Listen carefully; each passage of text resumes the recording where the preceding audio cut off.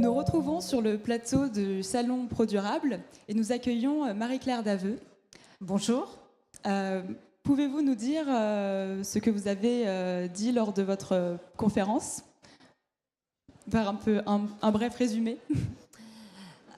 Alors, lors de cette conférence, je représentais en fait le groupe Kering, et pour moi, il y a eu deux messages principaux à passer.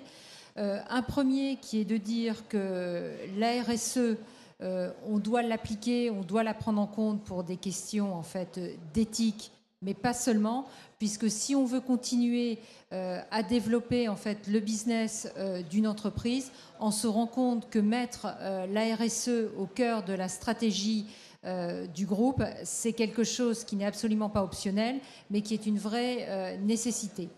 Et puis le deuxième message qui pour moi était extrêmement important, c'est qu'on doit avoir une approche extrêmement collaborative, tout particulièrement autour de l'innovation.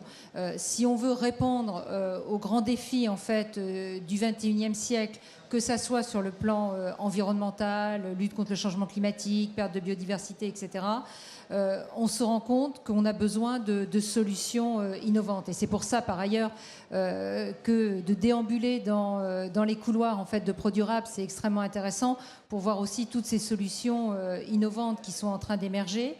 Et l'innovation, elle doit se faire aussi avec le partage. J'ai vraiment insisté, ce qui est une des pratiques qu'on a mis en œuvre au sein du groupe Kering.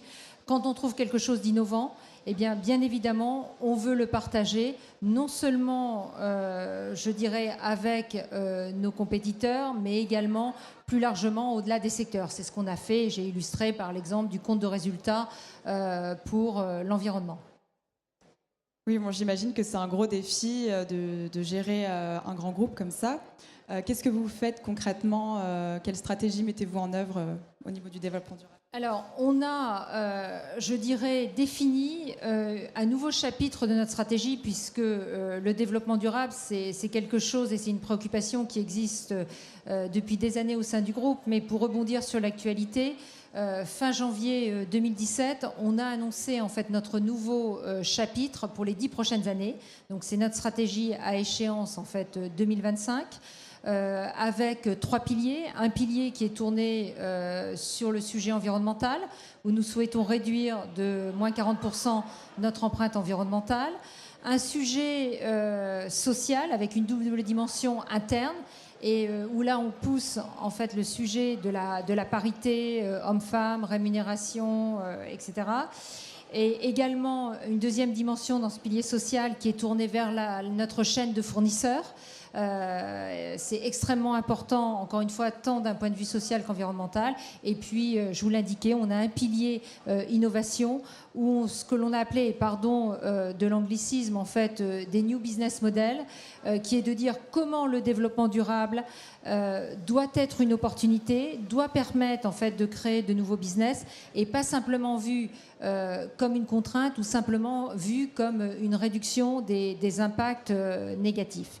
Et puis sinon, en interne, on travaille tous les jours sur comment réduire son impact avec un sourcing qui prend en compte ces aspects-là de réduction d'impact sur l'environnement, des sujets liés au bien-être animal. Voilà, je ne vais pas vous faire le catalogue de tout, sinon je vais monopoliser la chaîne.